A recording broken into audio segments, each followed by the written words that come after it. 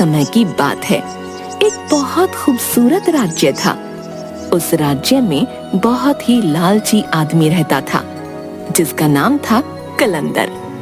वह उस राज्य के राजा के लिए कर जमा करने का काम करता था और उसी राज्य में रहता था। उसका काम राजा के लिए कर जमा करना था। कलंदर जिस चीज को चाहता उसे पाने के लिए लोगों से कर लेने के नियमों को बदल देता और कर के नाम पर उनसे जो चाहता वह हासिल कर लेता। सभी लोग ध्यान से सुनो, राजा ने इस महीने से कर में बढ़ोतरी कर दी है।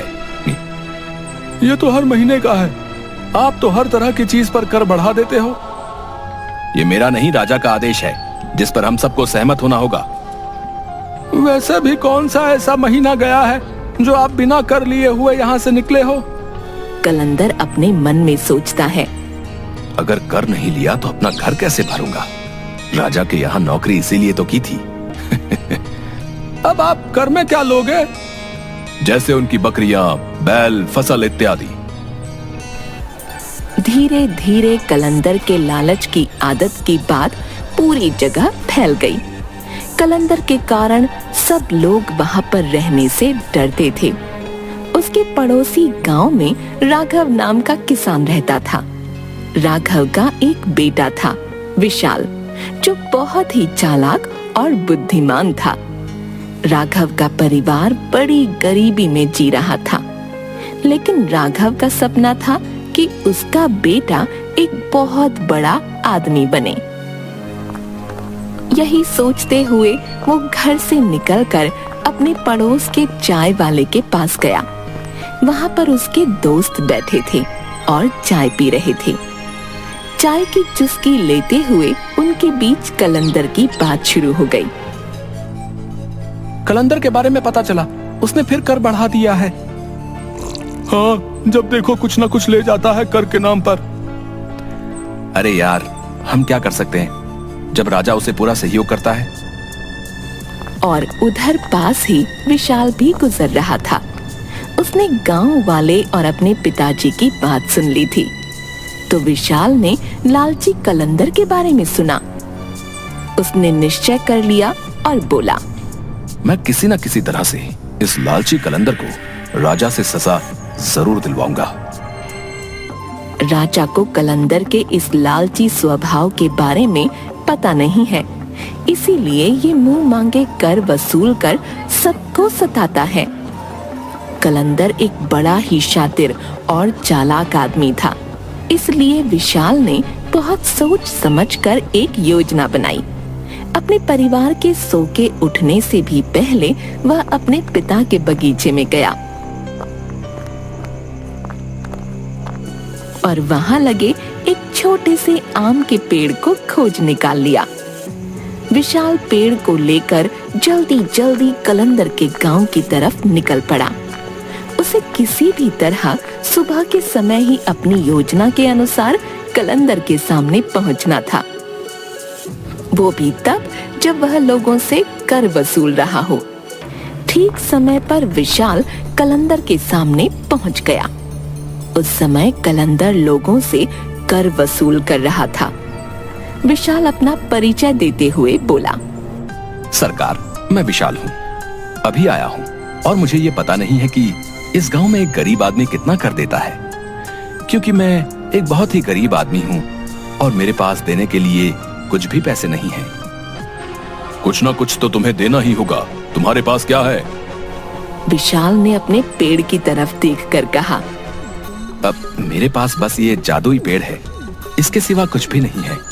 कलंदर ने हैरान होकर कहा, जादुई पेड़? जादुई पेड़ का नाम सुनकर कलंदर बड़ा खुश हुआ। आखिर इसमें क्या जादू है?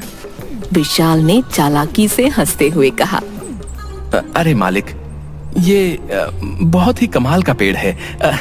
जो भी इसके पत्तों को छूता है वो कई घंटों के लिए लोगों को दिखाई नहीं देता। वो पूरी तरह से लोगों के सामने से गायब हो जाता है, पर वो सबको देख सकता है। लालची कलंदर को विशाल की बात पर भरोसा नहीं हुआ। क्या तुम मुझे ऐसा करके दिखा सकते हो जिससे मुझे यकीन हो जाए कि ये एक जादुई पेड़ है? क्यों नहीं, जरूर। विशाल ने सोचा, क्यों ना इसको थोड़ा बढ़ा चढ़ा कर बोला जाए, जिससे ये कलंदर बिना सोचे ही यकीन कर ले। इस पेड़ का अगर कोई एक पत्ता खाता है या अपने माथे पर रख लेता है तो वो दिखाई नहीं देता है। खाकर देखो, आप दिख जाओ अगर किसी को तो बोलना। ठीक है, खाकर देखते हैं। बताओ, हम दिख रहे हैं तुम्हें? नहीं, बिल्कुल नहीं दिख रहे हो। विशाल की बात सुनकर लालची कलंदर ने उसे ऊपर से नीचे तक देखा। अगर तुम यहाँ रहना चाहते हो तो तुम्हें अपना ये पेड़ मुझे देना होगा। मैं तुम्हें इस गांव में बिना कुछ दिए नहीं रहने दूंगा। इससे पहले कि विशाल कुछ कहता, लालची कलंदर ने उसके हाथों से उसका पेड़ छीन लिया और दौड़ते हुए अपने घर चला गया। घर जाकर उसने पेड़ की एक पत्ती तोड़ी और उसे अपने माथे पर रख लिया। वहीं पास में उसकी पत्नी बैठकर खाना पका रही थी। उसने अपनी पत्नी से पूछा, सुनो, क्या तुम मुझे देख सकती हो? पत्नी को कलंदर की बात सुनकर बहुत गुस्सा आया और वह बोली, क्यों नहीं देख सकती क्या मैं तुमको? अंधी नजर आती हूँ। अब कलंदर बड़ा परेशान हो गया। वह भागते हुए दूसरे कमरे में गया और उसने पेड़ की दूसरी पत्ती तोड़कर फिर अपने माथे पर लगाई। फिर वापस रसोई घर में आकर बोला, अब क्या तुम मुझे देख सकती हो? अब तो उसकी पत्नी को बहुत ज्यादा गुस्सा आने लगा। वह जोर से बोली, तुम्हारा दिमाग तो ठीक है, आखिर तुम कहना क्या चाहते हो? क्यों मैं तुम्हें देख पाऊंगी? क्या तुम्हें लगता है कि मेरी आंखें खराब हो गई हैं? लालची कलंदर बड़ा ही परेशान हुआ। वह फिर कमरे में गया, फिर पेड़ की पत्ती तोड़ी, फिर उसे अपने माथे पर लगाया और फिर अपनी पत्नी के पास गया। फिर से दोहराया, क्या तुम मुझे अब देख सकती हो? पत्नी कलंदर के लगातार इस पागलपन से बड़ी परेशान हो गई थी।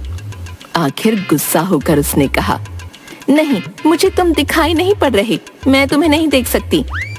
लालची कलंदर तो जैसे यही सुनना चाहता था। वह खुशी से पागल हो गया। उसने सोचा कि वह गांव में जाकर इस पेड़ के जादू को परखेगा। वह चौराहे पर खड़े होकर पेड़ की पत्ती माथे पर लगाए विचित्र विचित्र प्रकार की हरकतें करने लगा। किंतु किसी गांव वाले ने कुछ भी नहीं कहा, क्योंकि वह उससे बात नहीं करना चाहते थे, क्योंकि उन्हें डर था कि कहीं वह उनसे कर न मांगने लगे। लेकिन गांव वालों के कुछ भी न कहने से लालची कलंदर ने समझा कि वह पेड़ सचमुच ही जादुई है। फिर उस दिन के बाद उसे जो चीज पसंद आती वह उठा कर ले जाता। वह बाजार जाता, किसी दुकान से बांसुरी, किसी दुकान से फल फूल, कहीं से कपड़े उठा लाता। सब उसे ऐसा करते देखते पर डर के मारे उसे कभी मना नहीं करते। लेकिन वह लालची कलंदर यह समझता कि वह किसी को दिखाई नहीं देता, इसलिए कोई उसे कुछ नहीं कहता। एक दिन गांव को देखने के लिए राजा की शाही गाड़ी गुजरी। कलंदर ने देखा कि राजा की गाड़ी में बेशकीमती हीरे जवाहरात आदि सजे हुए हैं। लालची कलंदर ने आदत के अनुसार पेड़ का पत्ता अपने माथे पर रखा और राजा की बग्गी से हीरे जवाहरात चुराने लगा। सरेआम उसकी यह हरकत देखकर राजा को बड़ा गुस्सा आया। उन्होंने चिल्लाकर कहा, गिरफ्तार करो इसे। अब लालची कलंदर बड़ा परेशान हो गया। उसने कहा, महाराज, मुझे क्षमा करें, इसमें मेरी गलती नहीं है। एक गरीब आदमी ने मुझे ये जादुई पेड़ दिया, जिसकी पत्तियां अपने सर पर रखकर मैं अदृश्य हो जाता था। लेकिन आज मुझे पता चला कि वो झूठ बोल रहा था, क्योंकि आपने मुझे देख लिया और मैं गायब नहीं हुआ। राजा को उसकी बात सुनकर बहुत गुस्सा आया। राजा ने कहा, ये तो बिल्कुल ही पागलों की तरह बातें कर रहा है। क्या कोई पेड़ ऐसा भी होता है जिसकी पत्ती माथे पर रखकर कोई गायब हो जाता है? ऐसे पागल आदमी को हम कर वसूली के काम पर नहीं लगा सकते। राजा ने तुरंत ही कलंदर से उसकी नौकरी छीन ली और इसके बाद लालची कलंदर सारी जिंदगी उसी गांव में लोगों के सामने अपना मुंह छुपाकर जीता रहा। अपने लालच के कारण उसे सारी जिंदगी शर्मिंदगी झेलनी पड़ी। गांव वालों को जब पता चला कि विशाल ने किस चालाकी से कलंदर को उसके अन्याय की सजा दिलाई है, तो सभी ने उसकी बड़ी सराहना की। और जब यह बात राजा तक पहुंची, तो राजा ने विशाल को महल में बुलाया और उसे उसकी बुद्धिमान होने का सबूत मांगा। तुम ही विशाल हो जिसने कलंदर को पूरे गांव वालों के सामने नंगा करके घुमाया? जी महाराज। तो तुमको एक और परीक्षा देनी होगी, जिससे हमें भी तुम्हारी बुद्धिमानी देखने को मिले। बोलिए महाराज, क्या करना होगा? तुम एक काम करो, ये 2 माला रखी है, एक असली फूलों की है, एक नकली फूलों की। अगर तुम इन दोनों में से कौन सी असली है और कौन सी नकली है, ये बिना छुए और पास आए बता पाओगे। अगर तुमने सही बताया तो हम तुम्हें राज्य का नया कर अधिकारी नियुक्त कर देंगे। विशाल माला देखकर दोनों मालाएं एक जैसी लग रही थीं और उसे लग ही नहीं रहा था कि दोनों एक जैसी कैसे हो सकती हैं। मगर असली पहचान के लिए उसने कुछ देर सोचा और कहा, आप अपनी खिड़की खुलवा दो। राजा सैनिकों को खिड़की खोलने को बोलते हैं। खिड़की खोल दो। बाहर एक मधुमक्खी फूलों के बगीचे में फूलों पर थी। वो सीधा उड़कर असली फूलों की माला पर आकर बैठ गई। महाराज, यही है असली फूलों की माला। राजा सोच में पड़ गया था। इसने तो माला को छुआ भी नहीं था, इसको कैसे पता चला कि ये माला असली है? उसने विशाल से पूछा। तुमको कैसे पता चला कि ये असली माला है? ये बहुत ही आसान था। कैसे? हमें भी समझा सकते हो? आपकी जो खिड़की है वो आपके बगीचे के बिल्कुल पास में है। आपके बगीचे में फूल लगे हैं और उन पर मधुमक्खियां मंडराती रहती हैं। उसी तरह जो असली फूल होता है उस पर मधुमक्खी बैठ जाती है। मैंने भी वही सोचकर आपको खिड़की खोलने को कहा। जिस तरह से मधुमक्खी बाहर से आ गई और असली माला पर आकर बैठ गई है। तुम तो सच में बहुत होशियार हो, मुझे ये देखकर अच्छा लगा। राजा ने विशाल की बुद्धिमानी देखकर विशाल को ही कर वसूली की नौकरी दे दी और विशाल न्यायपूर्वक गांव में कर वसूली का काम करते हुए आराम से जीवन बिताने लगा।